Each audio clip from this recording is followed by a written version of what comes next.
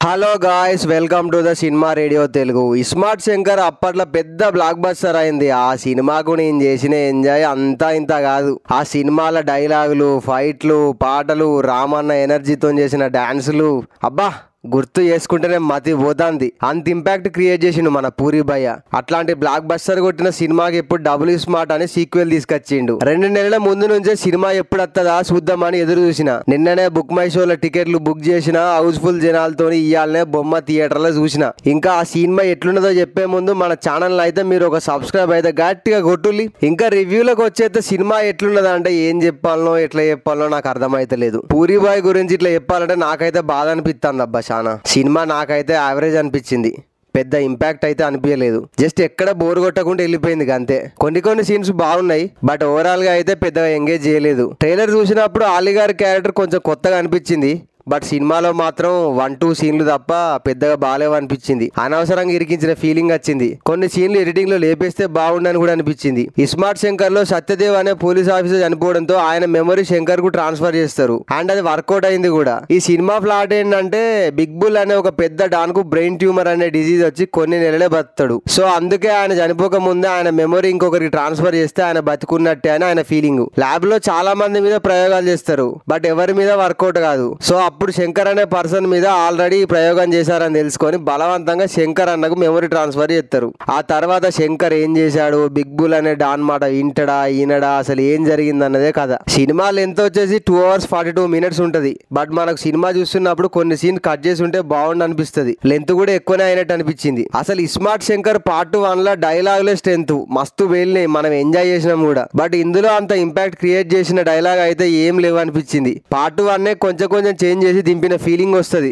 And character design కూడా పూరి గారి పాత సినిమాల నుంచి తీసుకొచ్చి మిక్స్ చేసిన ఫీలింగ్ వస్తుంది. ఎందుకో పూరి గారి దగ్గర స్టోరీలు అయిపోయాయేమో అనిపిస్తుంది. టెంపర్ లాగా వేరే వాళ్ళ స్క్రిప్ట్ తీసుకుంటే బెటర్ అని నా ఫీలింగ్. సర్ప్రైజింగ్ గా పాటలు అయితే చాలా బాగున్నాయి. అండ్ దానికి రామన్న చేసిన స్టెప్పులు కూడా ఇంకా బాగున్నాయి. దీన్ని పాన్ ఇండియా రేంజ్ లో 5 భాషలు రిలీజ్ చేశారు.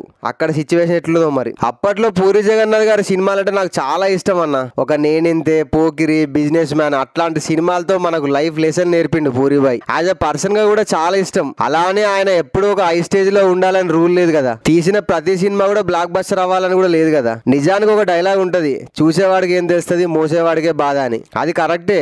బట్ అది సినిమా ఆడియన్ గా నచ్చకపోతే నచ్చలేదని చెప్పాలి కదా. అందులో తప్పేం లేదు. యాక్చువల్లీ రాజమౌళి గారి ఫాదర్ విజేంద్ర ప్రసాద్ గారు లైగర్ ఫ్లాప్ తర్వాత పూరి గారికి కాల్ చేశారంట. నెక్స్ట్ మీరు సినిమా తీసే ముందు నా కథ చెప్పమని చెప్పాడంట. ఎందుకంటే మీలాంటి వాళ్ళు ఫ్లాప్ తీస్తే నేను తట్టుకోలేను, చాలా బాధ అనిపిస్తుంది అని చెప్పాడంట. ఈ విషయం నేను చెప్పట్లేదు భయ్యా, పూరి జగన్నాథ్ గారే స్వయంగా స్టేజ్ మీద చెప్పారు. యాక్చువల్లీ విజేంద్ర ప్రసాద్ గారు ఎలా ఫీల్ అయ్యారో నేను కూడా అలాగే ఫీల్ అవుతున్నా. నిజానికి ఏ డైరెక్టర్ దగ్గర నుండైనా ఫ్లాప్లు వస్తే తట్టుకుంటారేమో కానీ పూరి గారి దగ్గర నుండి వస్తే మాత్రం అస్సలు తట్టుకోలేరు. లైగర్ అప్పుడు చాలా మంది ఫ్యాన్స్ హట్ అయ్యారు.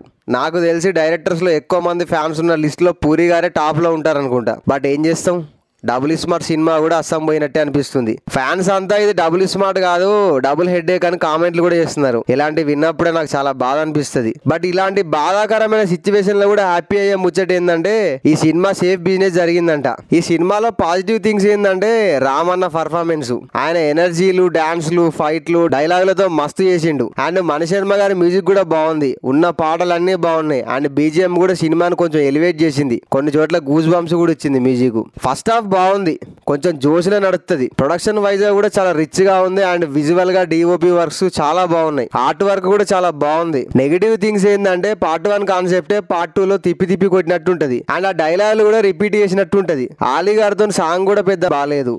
అండ్ ఆలీ గారి కామెడీ కూడా బాగాలేదు. అండ్ సెకండ్ హాఫ్ కూడా కొంచెం స్లోగా ఉన్నది. పూరి భయ్య లైగర్ డిజాస్టర్ తర్వాత ఈ సినిమాలో మంచి కంబ్యాక్ ఇస్తారు అనుకున్నా. బట్ అన్ఫార్చునేట్లీ ఇలా మరో ఫ్లాప్ తో బ్యాక్ వెళ్ళిపోతారు అనుకోలేదు. అండ్ సంజయ్ దత్ గారి క్యారెక్టర్ కూడా అంత ఎంగేజింగ్ అనిపించలేదు. ఆయన పూరి గారికి ఫ్లాప్లు ఏమి కొత్త కాదు. ఆయన అప్పట్లో చాలా ఫ్లాపులు తీశాడు. అండ్ టెంపర్ తో కంబ్యాక్ ఇచ్చాడు, మళ్ళీ ఫ్లాపులు తీశాడు. ఇస్మార్ట్ శంకర్ తో బ్లాక్ బస్టర్ కొట్టాడు. ఆ తర్వాత లైగర్ తో డిజాస్టర్ అయింది. ఇప్పుడు డబుల్ స్మార్ట్ తో కూడా ఫ్లాప్ అయింది. మళ్ళీ టెంపర్ లా ఇస్మార్ట్ శంకర్ లా మళ్ళీ బ్లాక్ బస్టర్ కొట్టాలని మనం బలంగా కోరుకుందాం. అండ్ మన పూరి గారి కోసం మీరైతే ఒకసారి సినిమా చూసేయండి. ఎందుకంటే నాకు నచ్చినంత మాత్రాన మీకు నచ్చకూడదని రూల్ ఏం లేదు కదా.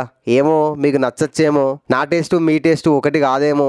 సో టికెట్లు బుక్ చేయండి, చూడండి. ఆల్రెడీ చూసిన వాళ్ళు ఉంటే మీకు ఎలా అనిపించిందో సినిమా కింద కామెంట్ చేయండి. అండ్ మరిన్ని అప్డేట్ల కోసం ఏం చేయాలి, ఒక సబ్స్క్రైబ్ కొట్టాలి. సరేనా, కొట్టండి.